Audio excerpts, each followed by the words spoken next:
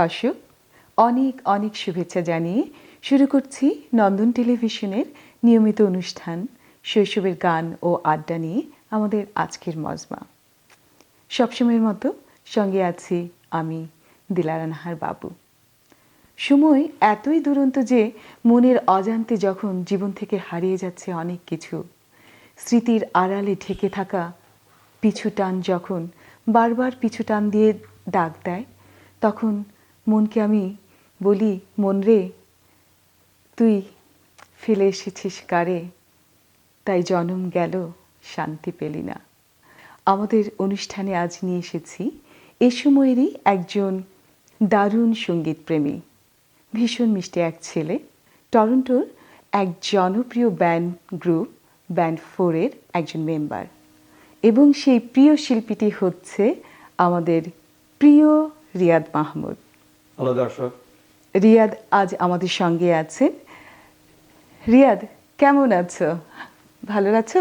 খুবই ভালো, এক্সাইটেড, কারণ নন্দন টিভির কথা শুনেছি আগেই এবং নন্দন টিভির সাথে কাজ করার ইচ্ছে ছিল আগে থেকেই।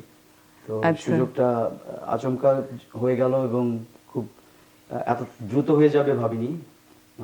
নন্দন টিভিকে ধন্যবাদ আমাকে আমন্ত্রণ জানাবার জন্য। আশা করি দর্শকদের যেটুকু সময় আমরা একসাথে থাকবো দর্শকদের ভালো লাগবে। ভালো লাগলো জেনে। আচ্ছা বলো, জীবন কেমন কাটছে? জীবন এখন কেমন তোমার? জীবন এখানে খুবই দ্রুত, বাকি অন্য সব প্রবাসীদের মতো এখানে জীবন ভীষণ দ্রুত।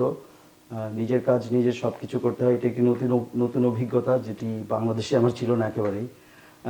কিন্তু এখন আমার মনে হয় যে এটি দরকার ছিল, এই শিক্ষাটির দরকার ছিল, যে নিজের কাজ নিজে করতে শেখা। ব্যক্তিগতভাবে I live to the fullest for today. আজকের দিনটাকে আমি উপভোগ করি। কাল কি হবে, হ্যাঁ অবশ্যই ভবিষ্যৎ পরিকল্পনা তো থাকেই, যেহেতু সন্তান আছে, পরিবার আছে, সেটি ভিন্ন। কিন্তু জীবন সম্পর্কে যখন ভাবি তখন আমি শুধু আজকের দিনটিকে নিয়েই ভাবি, এবং আজকের দিনটাকে কিভাবে সম্পূর্ণভাবে এবং টু দ্য ফুলেস্ট এনজয় করা যায় সেটা আমার জীবনকে সেটা কাজে, অ্যাট ওয়ার্ক হোক, অ্যাট লেজার হোক, উইথ ফ্রেন্ডস, যে কোনোভাবেই হতে পারে। আচ্ছা, বোঝা যাচ্ছে তুমি ভীষণ পজিটিভ মাইন্ডের একজন ছেলে। আমি জীবনের কাছ থেকে আমি যা পেয়েছি সেটা নিয়ে আমি সবসময় আনন্দে থাকতে চাই। আচ্ছা, কি পাইনি সেটা নিয়ে আক্ষেপ করে পেছনমুখী হয়ে থাকতে চাই না। দারুণ। আমরা আজকে জীবন নিয়ে অনেক কথা বলবো, কারণ জীবন সম্বন্ধে আমার একটা ভীষণ আশ্চর্যবোধক কোশ্চেন আছে। জানি না জীবন যে কাকে কখন কোন দিকে নিয়ে যায় আমরা নিজেরাও বুঝতে পারি না। তো আমরা আজকে গানের মাঝে মাঝে অনেক জীবন সম্পর্কে কথা বলবো। তো তোমার গানের সঙ্গে সখ্যতাটা কবে এবং কিভাবে হলো? গানের সাথে সখ্যতা আমার মনে পড়ে না কবে প্রথম শুরু, কিন্তু আমার এখন মনে পড়ে যে আমার জন্ম 70-এর দশকে, একেবারে শুরুতে। তাহলে তোমার বয়স কত? এপ্রিলে 44 হবে। আচ্ছা, তো জীবন এখন ঠিক মধ্য বয়সে যাচ্ছে। হ্যাঁ, মিড লাইফ ক্রাইসিস, অন্যরকম। হ্যাঁ, মিডল এই যে ক্রাইসিসে কিন্তু আমরা অনেক কিছু অন্যরকম ভাবে চিন্তা করি। আমি মনে করি 40 নিউ 20। ওকে, তো নিউ 20-র অনেক কিছু আমার মধ্যে এখন দেখা দিয়েছে, তো ওগুলো। তো এই সময় গান, সঙ্গীত তোমাকে কিভাবে আসক্ত হয়ে যাও? সঙ্গীতে আমি আসক্ত বলবো না, সঙ্গীতে আমি ডুবে যাই। আমি ডুবতে শুরু করি আসলে একেবারে ছোট থেকে। আমার এখনো মনে পড়ে না এক্স্যাক্টলি বয়সটা, আমার মনে নেই, কিন্তু আমার স্মৃতিগুলো মনে আছে। খুব ফন্ড মেমোরিজ। আমার মেমোরিজগুলো এরকম যে আমি দুপুরবেলা রেডিও শুনতাম, গানের ডালি ছিল, বিজ্ঞাপন তরঙ্গ ছিল, আমি সেই সময়ের কথা বলছি, এবং কিছু কিছু বিজ্ঞাপন আমার এখনো মুখস্থ। তো তুমি কি ওইসব দেখে দেখে গান শিখেছো?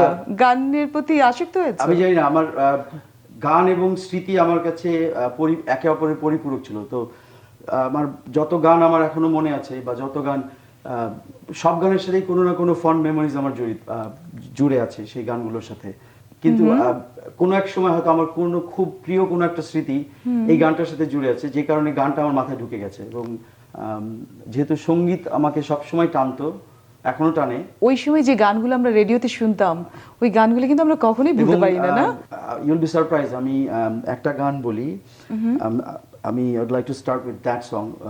এই গানটা ভীষণ ভীষণ বড় একটা ভূমিকা ছিল আমার গান গানের শেখার প্রতি, পেছনে। গান শেখার পেছনে গানটি। এবং আমি আজকের অনুষ্ঠানের মাধ্যমে লাকি ভাইকে, লাকি আখন্দ, শ্রদ্ধেয় লাকি আখন্দ ভাইকে আমি জানাতে চাই যে আপনি আমার সঙ্গীতের ভুবনে আসার পেছনে একটি অনেক বড় অনুপ্রেরণা। আপনার গান দিয়ে আমি শুরু করেছিলাম গান। গিটার ধরেছি অনেক পরে, কিন্তু গান শুরু করেছি মূলত ওই গানটি দিয়ে। সেটি ছিল আগে যদি জানিতাম। আচ্ছা, আমি একেবারেই ছোট তখন। এটি যে সময়কার গান, তখন আমার এই গানের বয়স হয়নি।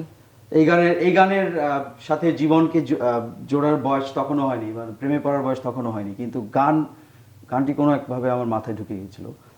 গানটি আমি অনেক জায়গায় করেছি, এখনো করি, করে যাব। তো ওই গানটা কি আমাদের এখন শোনাবা না পরে নিশ্চয়ই। শোনাবা? আমি আচ্ছা, এখন তাহলে শোনাও, একটু শুনি।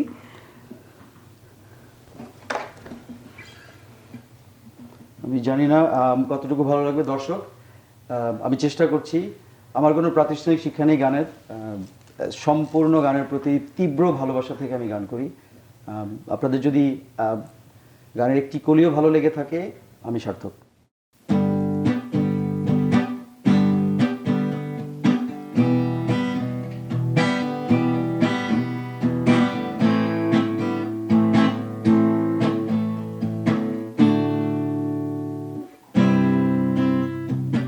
আগে যদি জানিতাম, তবে মন ফিরে চাইতাম,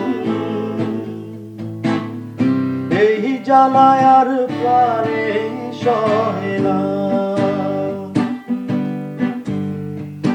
আগে যদি জানিতাম, তবে মন ফিরে চাইতাম, এই জ্বালায় আর প্রাণে সহে না। আগে যদি জানিতাম, তবে মন ফিরে চাইতাম, এই জ্বালায় আর প্রাণে সহে না। এই জ্বালায় আর প্রাণে সহে না।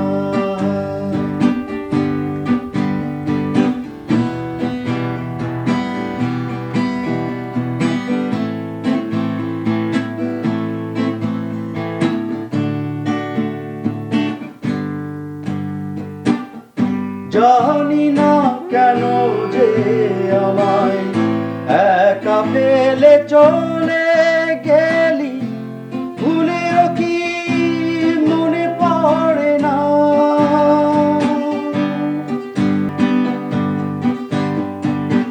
বাহ, অসম্ভব সুন্দর করে গাইলে, ভালো লাগলো এরকম খুব। ছিল। একটা জিনিস খেয়াল করেছো যে সেই যে শুরু সেই শেষ, সেই যে আমরা শুরু করেছি বিশ্ববিদ্যালয়ে এই গানগুলো দিয়ে না, তখন যে আড্ডায় এই গানগুলো এত বেশি শুনতাম, এখন এই মধ্যবয়সে ক্রাইসিস সময় এসেও কিন্তু আমরা এই গানগুলো ভুলতে পারি না। এই গান কখনো পুরনো হবে না। আমার কাছে মনে হয় কালজয়ী সুর যদি হয়, গানের কথা যতই সাধারণ হোক না কেন, সেটি অসাধারণ হয়ে ওঠে তখন। কি অদ্ভুত একটা মাদকতা না? সহজিয়া, হ্যাঁ, ভীষণ সহজিয়া একটা অনুভব থাকে সেই গানের মধ্যে। এবং আপনি যতবার গাইবেন, যিনি গাইবেন তারও গাইতে স্বাচ্ছন্দ্য বোধ করবেন, স্বচ্ছন্দ লাগবে, এবং যিনি শুনবেন তারও কানে। এবং সুরে সুরে মনটাও কিন্তু, ওই যে তুমি বললা জানি না কেন তুই যে আমায় একা ফেলে গেলি, কেমন লাগে কথাটা শুনলে? মানে যে কষ্ট লাগে না? তোমার কি এরকম কোনো ঘটনা আছে একা ফেলে গেলি? আছে। কেউ ফেলে গেছে একা? হ্যাঁ, একা ফেলে গেছে। একজন না দুজন? একা আসলে ফেলে যায়, একা কেউ একা হয় না। আমার কাছে মনে হয় এটা আমার ব্যক্তিগত, আমি যেভাবে ভাবি, কেউ কাউকে একা ফেলে যেতে পারে না। কেউ না কেউ সে শূন্যস্থান পূরণ করেই, এবং কোনো না কোনো ভাবে সেই শূন্যস্থান পূরণ হয়ে যায়। আমার কিন্তু আমার কাছে মনে হয় আমি নিজে মেঘের মতো, একই রকম কখনো থাকে না। মেঘের মতো কিংবা জলের মতো, কোনো বেদনাই ভেসে থাকে না, ডুবে যায় আস্তে আস্তে একসময়।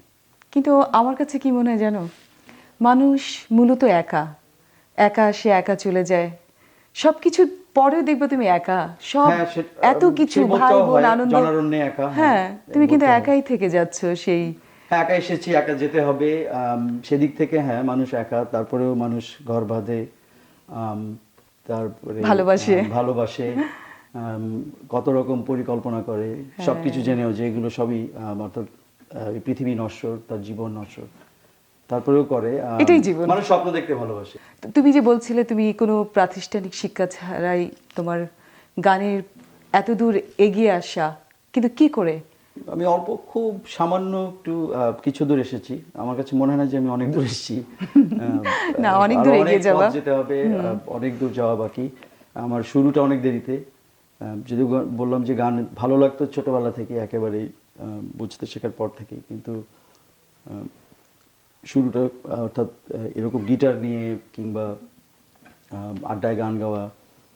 ইউনিভার্সিটিতে ঢোকার পরে আমার একটা বন্ধু ছিল, আফরি নাম। আচ্ছা, আমি আজকে এই অনুষ্ঠানের মাধ্যমে আফরি যদি দেখে থাকি সেই অনুষ্ঠান, I am really really grateful to you.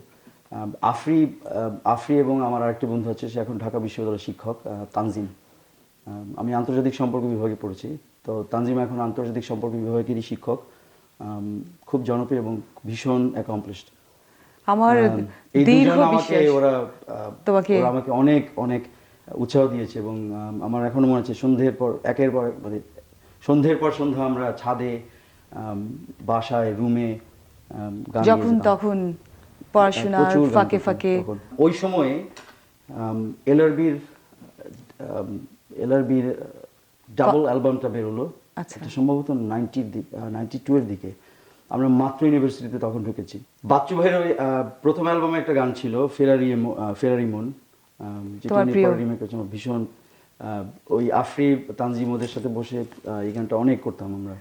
এবং আমার গিটার, আমার মনে পড়ে প্রথম যে দু একটি গান তুলেছি আমি গিটারে, এটা কর্ড প্রোগ্রেশন অনুযায়ী মোটামুটি কঠিন একটা গান, কিন্তু তারপরেও কেন যেন আমার মনে হচ্ছে না আমি গিটারে তুললে এই গানটা তুলবো আগে। তো আমি তো মনে করছি তোমার বন্ধুরা তোমাকে দেখছে এবং ভীষণভাবে তারা আমোদিত হচ্ছে, আনন্দিত Friends. হচ্ছে তোমার গান শুনে।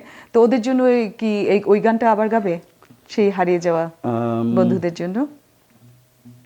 হ্যাঁ, ওদের জন্য গেতে পারি। তো আমরা তোমার গানটা শুরু করার আগে ছোট্ট একটা বিরতি নিই। নিশ্চয়ই। আচ্ছা দর্শক, নিচ্ছি ছোট্ট একটি বিরতি, বিজ্ঞাপন বিরতি। বিরতির পরেই ফিরে আসবো আমরা আরো অনেক গান এবং আড্ডায় আমাদের শিল্পীর সঙ্গে। কোথাও যাবেন না।